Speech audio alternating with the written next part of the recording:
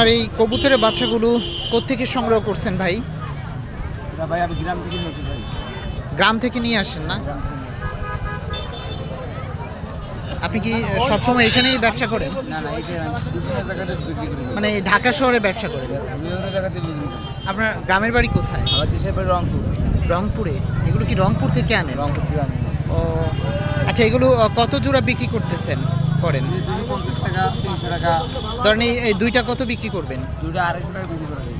250 টাকা জোড়া।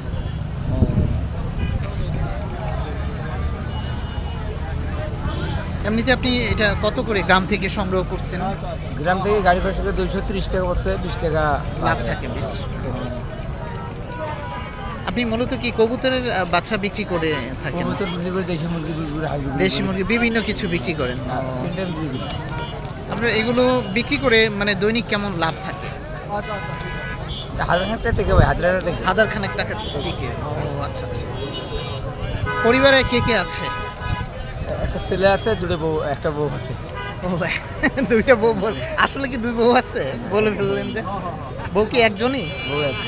ও আচ্ছা আচ্ছা। কিন্তু আপনার মুখ পড়ছে কিন্তু দুই বউয়ের কথা বের হয়ে গেছে। বউ সমস্যা নেই, করা যায়। বউ কি একটাই না? বউ একটা। সত্যি? সত্যি বউ। ও আচ্ছা। তো আপনার বাচ্চারা কি বয়স কত, কি করে তারা?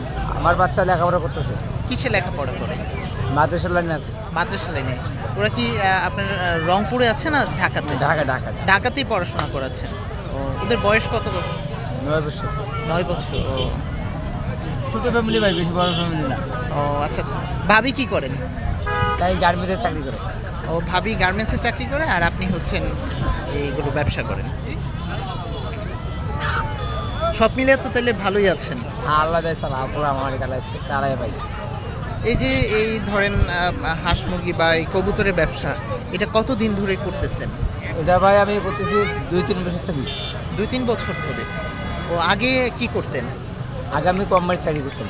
কোম্পানিতে চাকরি করতেন? কোম্পানির চাকরি ছেড়ে দিয়েছেন কেন? ওর সমস্যা, ডিউটি বেশি। ডিউটি বেশি, পরিশ্রম বেশি, বা বেতন কি কম পাওয়া যায় মনে হয় না? কত করে ও আচ্ছা আচ্ছা। 300 টাকা ধরা ভাই। হ্যাঁ 300 টাকা ধরা। জুরা কম হয় না 200 টাকা যায় না ভাই, কিনতে পারি নিলে একদম 260 টাকা রাখা। দিদি দুদিন করে বাচ্চা হয়ে যাবে। কবুতরের খুব ভালো, কবুতরের বাচ্চা খাওয়া। ওদের তো বৃষ্টি বৃষ্টি তো কালারটা নষ্ট হয়েছে, যদি বৃষ্টি না হবে তো কালারটা পড়তো। আর হ্যাঁ, আরো সুন্দর হইতো। কি হাঁস লাগবে, হাঁস কত দিন যেমন আমি দাও। তাই তো ভালোই আছেন ব্যবসা করে। আল্লাহ চালাতেছে। তো আপনি এই যে ব্যবসা করে যাচ্ছেন, সবার জীবনেরই তো একটা স্বপ্ন থাকে যে ভবিষ্যতে এটা করবো বা এই না করবো। ভাই, এর ভবিষ্যৎ করে লাভ নেই ভাই, মরলে শোকে শেষ। ও আপনার এমনিতে এই কোনো দুনিয়ার কিছু স্বপ্ন নেই, নাই? আমার কেমন কোনো স্বপ্ন নেই। খাওয়া দাওয়া আলাদা, যে কদিন মালিকের রাখে ওই কদিন থাকো। ও আচ্ছা খাওয়া আচ্ছা। দাওয়া পিন্ধে যে কদিন থাকে ওই হিসেবে থাকে।